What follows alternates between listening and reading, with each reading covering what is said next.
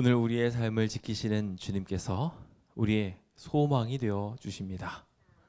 믿는 자들에게 기댈 곳이 되어 주시는 주님이 오늘 우리의 모든 억울함을 보시고 모든 고통을 보시고 또한 우리의 삶 속에 있는 모든 애환들을 누구보다 가장 마음속 깊이 느끼고 계십니다. 그 귀한 하나님의 사랑이 오늘 우리의 모든 억울한 부분들을, 모든 힘들었던 부분들을 채울하여 주실 것입니다. 우리는 재림교인입니다. 재림교인이라는 것은 늘 우리의 삶을 나아가면서 항상 하나님을 바라보면서 살 수 있다라는 희망을 말해줍니다. 이 세상의 끝이 재림이라고 믿기 때문입니다. 그 재림을 우리는 왜 기다리는 걸까요? 그리고 그 재림에 하나님께서는 어떠한 섭리를 숨겨 놓으셨을까요? 많은 이들은 주님의 재림까지는 잘 아는데 그 이후에 이 재림을 통해서 무엇을 하시려고 하는지에 대해서 모르는 경우들이 많습니다. 그래서 우리는 성소 기별을 잘 전해야 됩니다. 주님께서 이 성소의 기별들을 통하여 어떤 구원들을 우리에게 베풀어 주시는지를 잘 알아야 되고 전달해 주어야 합니다. 주님께서는 당신의 백성들의 죄를 용서하시는 것으로 끝나지 않고 주님의 구원의 백성들로 완전히 삼기 위해 당신의 백성들이 죄 없다 하는 축제의 기간들을 보내게 하셨습니다. 초목절과 같은 거룩한 절기들을 보내며 그들은 용서의 증거들을 보냈고 그곳에서 왕과 함께 보내며 주님의 구원들을 맛보았습니다. 오늘 우리의 삶에도 마찬가지로 그와 같은 주님의 구원은 일어나게 될 것입니다. 재림으로 단순히 우리를 구원해 나가는 것에서 끝이 아니라 재림에는 더 큰 또 하나의 목적이 있는데 우리가 왜 이런 구원을 맛볼 수 있는지에 대해 모든 것을 알려주심과 동시에 구원받지 못한 이들을 향한 분명한 심판이 이루어지는 그것이 재림 이후에 일어나게 될 일이기 때문에 그렇습니다. 그것을 우리는 천년기라고 부릅니다. 주님의 재림 이후에 천년 동안 이루어질 아름다운 기적을 오늘 우리의 삶에 해답으로 주실 주님께 감사드립시다. 제가 저희 아이들한테 종종 문제를 이해 못할 때 문제에 대한 풀이를 해줍니다. 제가 풀이를 해주면 아이들이 금방 이해해가지고 너무 좋아합니다. 그런데 제가 늘 그렇게 저희 아이한테 풀이를 해주면 참 좋은데 그러지 못할 때가 많습니다. 저도 바쁘고 여러모로 힘들다 보니까 녹초가 돼 있는 제 자신 때문에 그렇게 못하는 경우들이 있습니다. 제가 이 아이한테 조금 더 이걸 잘 설명해 준다면 훨씬 더 잘 이해해서 이 아이가 뭔가 마음속에 응어리진 것 없이 그냥 다 해소가 될 텐데 저의 한계점을 거기서 느낍니다. 그런데 우리 하나님께서는요, 저희한테 이 문제를 해결해 주시려고 풀이하는 시간을 1000년이나 잡으셨습니다. 아멘이십니까? 우리 억울한 모든 문제를 해결해 주시려고 우리에게 왕의 주의를 허락하셨고요. 주님께서 우리의 모든 선하심을 같이 느끼자고 우리에게 제사장의 직분까지도 허락하십니다. 그 위대하신 하나님의 구원을 오늘 함께 맛보게 될 때 주님께서 우리의 삶에 살아계시다라는 것을 다시 한번 느끼고 감사하게 되길 예수님의 이름으로 축원드립니다. 그럼 오늘 함께 구호를 외쳐보겠습니다. 구호 준비! 야! 너희는 두려워 말라! 여호와께서 싸우시리라! 아멘! 주님이 우리를 위하여 싸우시며 우리를 구원하실 것입니다. 기쁜 마음으로 오늘도 신앙합시다. 오늘 우리는 공의의 하나님을 함께 발견하게 될 것입니다. 주님이 우리의 모든 상황들을 다 아시고 가장 좋은 길로 인도해 주신다는 것이지요. 많은 이들이 이 공의의 하나님을 오해하는 바람에 안타깝게도 재림을 두려워합니다. 재림은 그 어떤 것보다도 복된 소식인데 그것을 두려움의 날로 생각합니다. 물론 성경에서도 크고 두려운 날이라고 표현하고 있지만 그 두려운 날이라 함은 우리의 모든 것을 살피시는 하나님께서 우리에게 오사 그 경외스러운 모습을 비추어 우리의 모습을 보다듬어 주실 것이기 때문에 두려운 날로 생각하는 것이 저는 더 합당하다고 생각합니다. 우리는 적어도 심판당할 죄인이 아닌 구원받을 백성이라고 저는 믿기 때문에 그렇습니다. 당연히 죄인들에게는 그날을 정산할 날이요, 두려워해야 할 날로 기억해야 될지 모르겠습니다만, 적어도 우리 신앙인들에게는 힘들게 신앙하는 거, 재림교인으로 사는 거 얼마나 힘듭니까? 그러다가 실수할 수도 있죠, 그렇죠? 하나님이 다 아시고 용서하시고 구원하실 거라고 좀 믿습니다. 주님이 그 모든 것들을 다 아시고 용납하시고 회복시켜 주시는 날이 저는 재림의 날이라고 생각을 합니다. 그 귀한 재림의 날, 그 재림의 목적들을 다시 한번 살펴보며 그날이 두려운 날이 아니라 우리를 회복시켜 주는 날, 우리의 억울함을 들어주는 날, 그래서 구원해 주는 날이라고 확신하게 되는 시간 되었으면 좋겠습니다. 그런 의미에서 베드로후서 3장 10절에 있는 말씀을 좀 함께 읽어보겠습니다. 읽어볼까요? 시작. 그러나 주의 날이 도둑같이 오리니 그날에는 하늘이 큰 소리로 떠나가고 물질이 뜨거운 불에 풀어지고 땅과 그 중에 있는 모든 일이 드러나리로다. 아멘. 이날 우리가 주님이 오신다고 하는데 도둑같이 오신다고 하니까 걱정부터 하시는데요. 아니요. 그 중에 있는 모든 일이 드러나게 될 것이라는 것에 대해서 우리는 포커스를 맞추고 감사해야 합니다. 주님이 오심으로 우리를 억울하게 했던 모든 이들의 참상이 그대로 드러나게 될 것입니다. 그 모든 일들은 하나님의 눈앞에 보이게 될 것이며 그 일들로 인하여 우리의 억울함은 풀리게 될 것입니다. 우리가 지금 고통당하고 있는 것도 주님 앞에 낱낱이 다 보이게 될 것입니다. 주님이 이 땅에 계셨을 때 그분이 지나가시는 모든 곳들의 병자들을 치료하셨던 것처럼 오늘 우리의 연약한 부위도 건강하게, 아니 재창조하여 완벽하게 만들어 주실 것입니다. 그러므로 우리 모두 함께 기뻐하며 이 날을 준비합시다. 더 크게 기쁜 것은 이날 이후로 누구도 우리를 죄인이라고 말할 수 없게 될 것이기 때문에 그럽니다. 억울하게 누명 쓴 것도 두려운데 우리가 진짜 죄를 저질렀어요. 그래가지고 그 죄를 계속 안고 산다는 것은 정말 무서운 일입니다. 그런데 이제는 너가 죄값 다 치렀으니까 그거에 대해서 자유야 라고 선언되어지는 날은 정말 행복한 날이 될 것입니다. 저는 공소시효에 대해서 참 불편해하는 사람 중에 하나입니다. 죄를 지었으면 판결을 받아야지. 웬 공소시효? 살인을 한다고 해가지고 15년만 버티면 죄가 없어진다니. 그런데 저는 이 공소시효라는 단어에 하나님의 은혜를 봅니다. 하나님께서는요, 사망의 죄를 값을 치러야 될 우리들을 이 땅에서 사는 기간들로 공소시효로 잡으시고 주님이 오시는 그날 우리의 죄를 다 없애어 주실 것입니다. 주님을 믿기만 하면 말입니다.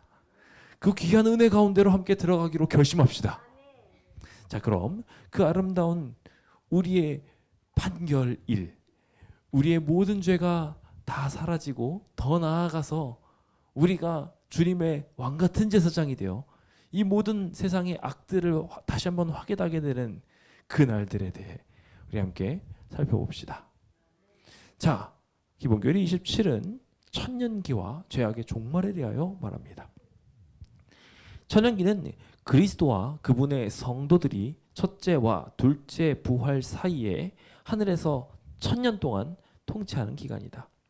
이 기간에 죽은 악인들은 심판을 받게 될 것이며 지구는 완전히 황폐되어 산거민들이 없고 사단과 그의 사자들이 거처할 뿐이다.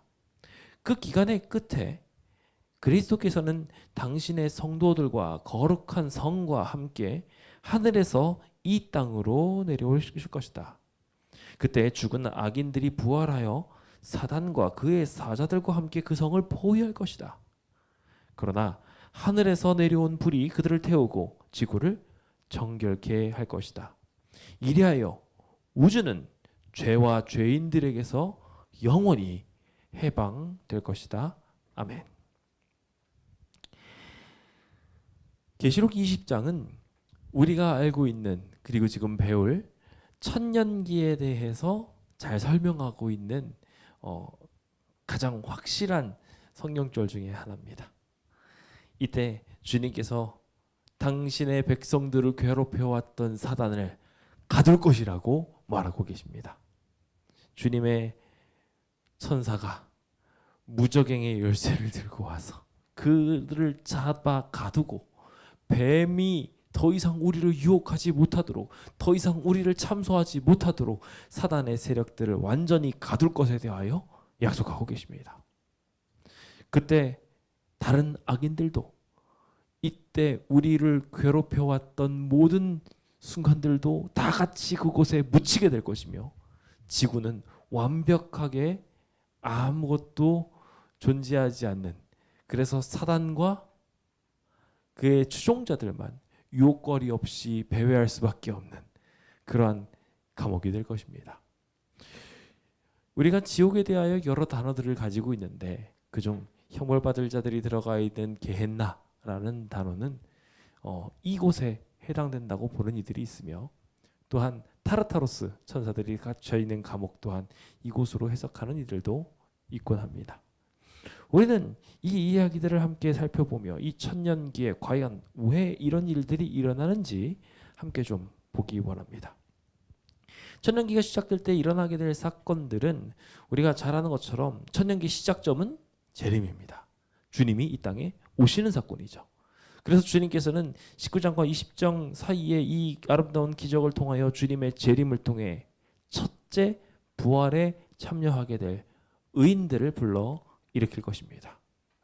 우리가 잘 아는 것처럼 이 부활에서는 먼저 주님 안에 잠잤던 이들이 부활하게 될 것입니다. 그리고 주님이 호령하시는 나팔 소리에 맞추어서 그들이 올라가게 될 것이며, 그들은 이 나팔 소리와 함께 부활하고 나팔 소리와 함께 승천하며 하나님의 영광스러운 구름 위로 끌려 올라가게 될 것입니다. 흥미롭게도 요한은 이 상황을 우리 살아남은 자들이라고 표현하고 있습니다. 네. 어쩌면은 요한도 그래서 그 장면을 그렇게 봤을지 모르겠습니다. 요한보다 앞서 잠든 이들이 많이 있었으니까요. 자기보다 먼저 그들이 앞서 올라가는 것을 발견하게 됐을지 모르겠습니다. 그리고 진짜 끝까지 살아남게 될 우리들, 어쩌면 진짜 우리들이 예수님 재림 목전에 볼 수도 있습니다. 그런 시대에 우리가 살아가고 있어요. 진짜 이 시대 보니까 정말 그렇게 흔들리는 게 보이거든요. 그럼 우리 살아남은 사람들은, 적어도 저희 아이들은 보겠죠? 예수님의 재림을 살아서 보는 영광스러운 모습을 다 보면서 마지막에 호련히 변화하여 주님 앞에 가게 될 것입니다. 그 자리에 이제 계신 모든 분들이 참여하게 되시길 예수님의 이름으로 축원드립니다. 분명히 외모는 달라질 거예요. 분명히 지금의 우리의 아쉬운 모습들 다 사라질 겁니다. 그런데 주님께서 주시는 영적 분별력으로 우리는 서로 알아보게 될 것입니다. 하늘에 가가지고 몰라보겠어. 몰라보게 변했네 하면서 이름은 말하는 거죠. 그 아름다운 기적이 우리 모두에게 있었으면 좋겠습니다. 하나님께서 우리의 삶을 변화시켜 저 하늘로 다 데려가실 것입니다. 그게 천년기의 시작점입니다. 주님께서 이 백성들을 왜 이렇게 데려가실까요? 그들은 이미 우리가 잘 아는 것처럼 조사 심판을 통해서 판결받았고 구원받아 합당하다는 것을 천사들이 다 인정하였습니다. 그래서 하늘로 올라가게 된 것이죠. 근데 흥미롭게도 그들이 다시 지구로 내려와야 됐습니다. 근데 그들을 굳이 데리고 가셔서 7일을 우주로 여행을 시키시고 우리가 잘 알고 있는 오리온자의 벨트 쪽에 있는 곳 블랙홀로 샥 들어가서 하늘의 보좌로 데려가십니다. 굳이 주님께서는 왜 이런 단계들을 거치게 하셨을까요? 그 이유는 바로 다음 이야기들 때문입니다. 구원받지 못한 자들, 그들이 얼마나 큰 악을 행했었는지 확인하게 될 것이며, 정말 안타깝게도 내 가족들, 내 이웃들 왜 못 왔을까? 내가 정말 사랑하는 사람들이 오지 못했을 때 그것에 대한 아쉬움이 분명히 있을 거라고 생각합니다. 그것들에 대한 해답을 풀어주시기 위해 주님께서는 데려가십니다. 그 사이에 그리스도의 모든 원수들은 죽임을 당하게 될 것이며 땅은 황폐하게 될 것입니다. 오직 사단만이 그곳에 남아서 사단과 그의 추종자들이 더 이상 꼬실 이들이 없어서 우주에 갇힌 바 되어버리고 말 것입니다. 이것이 천년기의 시작점입니다. 자, 그럼 이것에 관련된 문제들을 다시 한번 확인해 보겠습니다. 우리가 앞서 계시록 20장은 굉장히 중요한 장으로서 우리 천년기를 풀이하는데 열쇠가 된다고 말씀을 드렸습니다. 자, 여기에서 제일 처음 심판받는 이가 있습니다. 그 제일 처음 심판받는 사단의 수식어가 있었는데요. 여러 수식어가 있습니다. 이 중에 계시록 20장 2절에 등장하지 않은 수식어는 뭘까요? 사단, 마귀, 기만자, 예뱀, 용. 그렇죠. 물론 기만자이기도 하지만 이 성경절에는 기만자라는 단어는 등장하지 않습니다. 그래서 사단에게 이와 같은 많은 별명들이 있다라는 것을 우리가 기억하면 좋겠고요. 이 마귀, 속이는 존재라는 곳에서 등장하는 많은 단어들도 우리가 유념해서 말하는 단어에서 나타나는 두려움도 생각해야 될 것이며, 용이나 뱀으로 숭배를 받고 있는 현대의 풍습들도 잘 기억해서 그것들에게 경배가 가지 않을 수 있도록 우리가 잘 신경을 써야 되지 않을까 생각하게 됩니다. 자, 이와 같이 주님께서는 우리를 꼬실 사단을 흔들어 쓰러뜨릴 것입니다. 그것만 쓰러뜨리시나요? 아닙니다. 주님은 심판하셔서 우리를 괴롭혔던 모든 악의 세력들을 굴복시키실 것입니다. 특히 마지막 시대에 세 가지 존재들이 연합하여서 우리를 정말 힘들게 만들 거라고 말하고 있는데요. 자, 이 세 연합 세력으로 바른 것은 무엇일까요? 정답은 3번입니다. 용, 거짓 선지자, 짐승으로 표현되어 있는 것입니다. 우리가 잘 알고 있는 것처럼 용은 사단을 말하는 것이고, 짐승은 용에게 권세를 받은 짐승 교황을 말하는 것이며, 거짓 선지자, 이거는 마치 자신이 그리스도인인 것처럼 표상하고 있는 가짜 신앙인들을 말한다고 정리할 수 있습니다. 우리는 이와 같은 이들을 통하여 굉장히 큰 고통을 당하게 될 것입니다. 그냥 모르는 이들보다 이들이 더 우리를 힘들게 할지도 모릅니다. 그러나 하나님께서는 이 모든 이들의 악들을 분명하게 아시고 그들도 심판하여 주실 것입니다. 계속해서 우리가 천년기에 시작될 내용들 중 기억해야 될 일이 있습니다.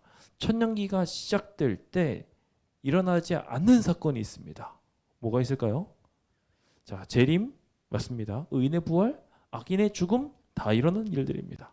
근데 새 예루살렘 성이 내려오고 사단과 그의 사자들이 멸망하는 일들은, 어떤 이들은 삼림을 모르다 보니까 이 일이 동시에 다 일어난다고 생각하는데 성경의 묘사는 그렇지 않아요. 그렇죠? 그래서 이상하다.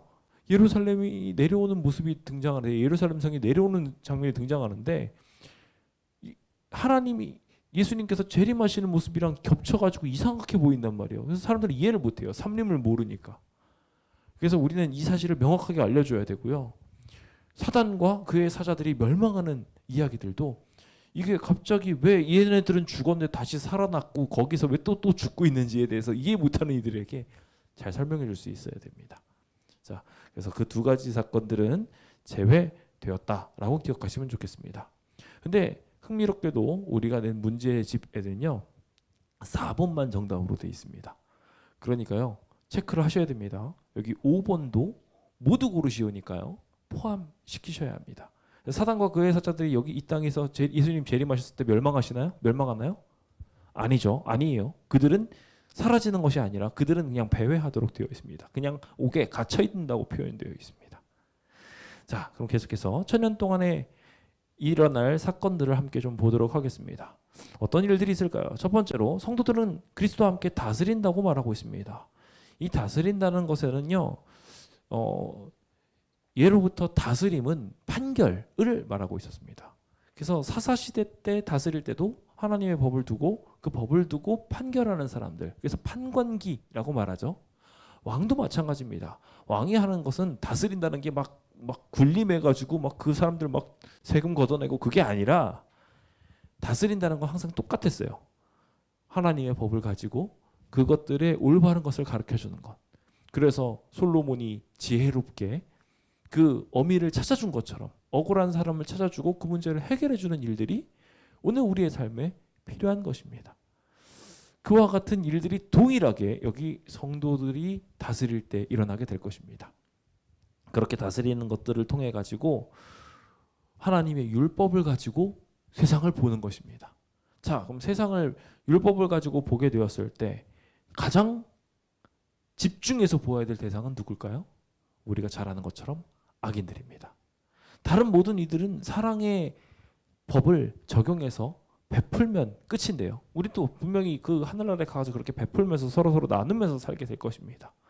그런데 당장 죽어있는 이 악인들, 어떻게 보면은 알턴이지 않습니까? 우리들에게. 우리를 아프기도 했지만 정작 그들이 하늘나라에 못 오니까 너무 불쌍하기도 하지 않습니까? 그들이 왜 못 오게 됐는지 그것에 대하여 우리는 확인하게 될 것입니다. 사단은 그 모든 것들을 바라보며 사색하는 시간들을 갖게 될 것에 대하여 기록하고 있습니다. 자, 그렇다면 이것들을 문제로 좀 더 확실히 봅시다. 자, 이 내용들에 대하여 성경이 이미 말하고 있을까요? 네, 말하고 있습니다. 특히 아주 오래전부터 성소 활동들이 정해짐과 동시에 대속죄일이라는 굉장히 중요한 절기가 우리에게 주어졌는데, 이 대속죄일은 죄가 없어지는 날, 즉 주님이 재림하시는 날을 상징으로 풀이하고 있었습니다. 그 죄가 없어지는 날을 표상하면서 주님께서는 아주 중요한 한 가지를 두게 하셨는데, 여호와를 위한 염소와 아사셀을 위한 염소를 각각 뽑게 하셨고, 그 일들을 처리하면서 완벽한 구원, 어떻게 이루실 것인지, 죄는 어떻게 사라지게 하실 것인지에 대해서 말씀하셨습니다. 천막 위에, 휘장 위에 자득 묻어 있었던 죄의 결과물을 다 태운 뒤 그것의 죄들을 두 염소에게 전가했는데, 예수 그리스도께서는 그 죄의 값을 치르시고 죽으시는 것을 상징으로 염소 하나는 여호와를 위하여 바쳐지게 될 것이며, 나머지 하나의 염소는 어떤 운명을 맞이했을까요? 이거 문제죠? 네, 광야로 내쫓김을 당하게 됩니다. 즉 이 상황이 지금 사단이 처한 상황입니다. 어떠한 이도 꼬시지 못하고 내쫓기게 된 상황으로 내몰리게 된 것입니다. 그는 광야에서 1000년간 배회하며 그들은 갇히게 될 것입니다. 이 갇히는 것에 대한 구체적인 의미를 다시 한번 확인해 보자면, 핍박당하고 기만할 존재들이 주변에 아무도 없는 상태에 그가 놓이게 될 것을 말하고 있는 것입니다. 사단은 이와 같이 그가 속이고 그가 누군가를 유혹하여 멸망에 가게 하는 것을 자신의 정체성으로 삼아서 마귀, 즉 속이는 자가 되었는데, 그 속이는 자의 정체성을 결국 흔들림을 당하게 될 것입니다. 마찬가지로 악인들도 다들 이때 죽임을 당한 상태로 천년기를 보내게 될 텐데, 이 악인의 지옥에 대한 설명으로 틀린 것이 있습니다. 무엇일까요? 정답은 3번. 악인들은 지옥에서 그들의 지은 죄의 대가로 영원히 고통당할 것이다? 아니죠. 주님께서는 그들을 잠시 재우실 것입니다. 그리고 다시 주님이 오시는 다시 오는 날에 그들을 다시 살리실 것이며, 심판의 부활을 통하여 그들의 삶을 다시 한번 돌아볼 수 있도록 만들어 줄 것입니다. 그러니까 일반적인 사람들은 몇 번 죽나요? 네, 헷갈려 하실 필요 없습니다. 일반적인 사람들은 다 한 번씩 죽습니다. 한 번 죽으면 정해진 거예요. 악인이든 선인이든 죽습니다. 그 중에 아주 특별한 사람들은 죽음을 맛보지 않고 승천하여 하늘로 가게 될 것입니다. 그런데 아주 특별한 사람들은 2번 죽게 될 것입니다. 아시죠? 예수님을 직접 찌른 자들, 그래서 그를 다시 한번 볼 것이라고 했던 그들은 재림 때 부활했다가 영광을 보고 다시 죽게 될 것에 대하여 성경은 말하고 있습니다. 그런 부분에 대해서 우리가 이해하고 있으면 되겠고요. 삼림 때 그렇게 잠들어 있던 이들이 주님께서 오시는 구원을 나중에 맛보게 될 텐데, 이것에 대하여 오해하는 이들이 많이 있죠.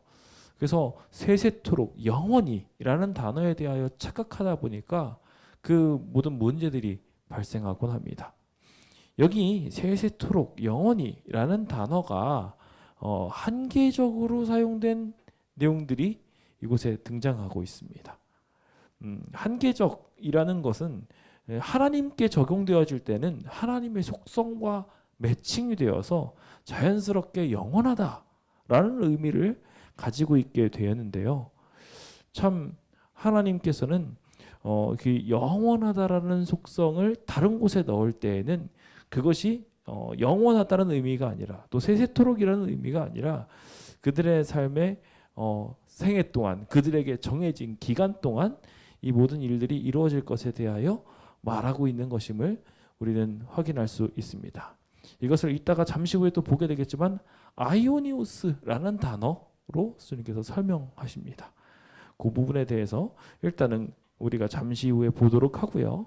거기 중에 여기 있는 성경절 2개는 한계 상황을 명확하게 말하는 성경절이 있습니다. 일단 첫 번째, 계시록 14장 11절입니다. 계시록 14장 11절에는 그 고난의 연기가 세세토록 올라가리로다 라고 되어 있는데, 이것을 마치 그들이 영원히 불타서 괴롭게 될 것에 대해서 표현하고 있는데, 그게 아니라 이 그들이 당하는 고난이 영원이라는 속성을 가지고 있는, 그래서 그들이 완벽한 심판을 당하게 됨을 말하고 있는 것이며, 이사야서 34장 10절에 등장하고 있는 것 또한 마찬가지로 낮에나 밤에나 꺼지지 아니하고 그 연기가 끊임없이 떠오를 것이다 라는 이야기도 마찬가지로 그들의 삶에 대한 부분으로 한계되어져 있는 것임을 우리가 분명하게 알 수 있습니다. 자, 그 부분에 대해서 우리가 잠시 후에 보게 될 거니까요. 그렇게 기억하시면 되겠고, 나머지 이제 출애굽기 31장에는 마찬가지로 영원한 표징, 이거는 진짜 말 그대로 영원하라는 뜻이죠. 그리고 영원하신 하나님에 대해서 이야기하면서 그분만이 영원하실 수 있다, 불멸성을 말하는 이야기들, 디모데전서 6장 16절에 나오는 말이고요. 그리고 히브리서 9장에서도 마찬가지로 영원한이라는 단어가 나오지만, 우리의 죄를 용서하실 때 완전히 용서하셔서 영원히 없어지게 하신다라는 의미로 우리가 이해할 수 있을 것입니다. 자, 죄의 형벌에 대한 원리로서도 마찬가지로 우리가 맞지 않은 것이 하나 있습니다. 죄의 강도와 상관없이 모두가 똑같은 고통을 당할까요? 어떤 이들은 그 하늘에서 불이 내려오면은 그 불을 다 똑같이 맞고 똑같이 죽는 줄 아는데 아닙니다. 물론 그것이 엄청난 큰 고통으로 이렇게 오른지에 대해서는 성경의 정신이나 이런 걸 생각했을 때 꼭 그렇게만 볼 수는 없을 것 같은데, 그렇다 하더라도 하나님께서 주시는 그 고난의 불이 마지막 그들을 태울 때에는 그들이 죄의 크기에 비례해서 탈 것에 대하여 우리는 이해하고 알고 있습니다. 가장 마지막까지 탈 존재는 누굴까요? 사단이 되겠죠. 그래서 여기서 형벌의 원리랑 맞지 않습니다. 그래서 죄를 많이 지면 많이 진 만큼 그들의 죄된 순간들을 오래 보게 될 것이고, 그 보게 되는 동안에 그들은 스스로 멸망당하는 것이 맞겠구나라고 납득하게 될 것입니다. 자, 의인들이 더불어서 심판하는 목적에 대해서 아까 잠깐 말씀을 드렸었는데요. 우리가 잘 아는 것처럼 악인들이 구원받지 못하는 이유에 대한 의인들의 의문점들을 확인하게 되는 것입니다. 그래서 그렇기 때문에 우리가 반드시 기억해야 될 것은 만인 구원론, 누구나 다 구원받는다, 이거 맞는 얘기예요, 틀린 얘기예요? 틀린 얘기예요. 그러니까 구원 못 받는 이들도 분명히 생기게 될 것입니다. 아니, 더 많게 될 것입니다. 왜냐하면 삼림 사건 때문에 그렇습니다. 삼림 사건이 일어나는 모습을 보면은 엄청나게 많은 이들이 부활하게 됩니다. 그 끝에 있을 사건들을 잠시 보게 되면은 하늘에서 예루살렘 성이 내려오기 시작합니다. 내려오게 될 때 이제 심판의 부활로 무덤 속에 자는 자들이 다 일어나게 됩니다. 근데 일어나는 숫자가 어때요? 무지막지해요. 이 사단이 성경 박사니까 이 내용 알까요, 모를까요? 알아요. 그리고 자기가 이렇게 했다가 돌격했다가 자기도 죽게 될 거 알 거예요. 그런데 얼마나 많이 부활하면 사단이 용기를 얻어가지고 또 돌격할 것에 대해서 말하고 있어요. 그렇게나 많은 악인들이 무수하게 사단을 쫓아 함께 멸망을 당하게 될 것을 성경은 말하고 있어요. 그러니 우리가 얼마나 큰 복을 받았습니까? 주님의 사랑을 깨닫고 그 가운데 살려고 노력하고 있으니 주님은 그것으로 인하여 우리를 보호하여 구원하여 주실 것입니다. 오늘 그 가운데 있음에 대하여 감사합시다. 사단은 드디어 감금기간이 끊기고 잠깐 놓이게 되게 됩니다. 그래서 이 모든 이들을 다시 한번 속일 수 있게 되고 그들로 하여금 도성을 공격하자고 말합니다. 그때 크고 흰 보좌 앞에 심판이 베풀어질 것이며 하늘에서 불이 내려와서 결국 다 그들을 살아게 될 것입니다. 그때 이루어지는 불탐, 그것이 영원한 형벌, 아이오니우스의 이야기인 것입니다. 이 아이오니우스라는 단어는요, 그리고 뭐 세세토록에 사용되는 이 단어들은 실제로 여러 가지 용례들을 통하여 다양하게 활용되어졌습니다. 우리가 이 단어에 대해서 좀 잘 이해하고 있으면 참 도움이 되는데, 하나님께 나아갈 때는 아까 전에 말씀드린 것처럼 당연하게 하나님의 영원하심을 말하는 것이 되지만, 이 단어들을 활용하면서 예를 들어서 이제 어떤 종에게 이 단어가 사용됐어요. 그래서 영원히 충성해라 라고 얘기하면 그 영원히 충성을 하게 되나요?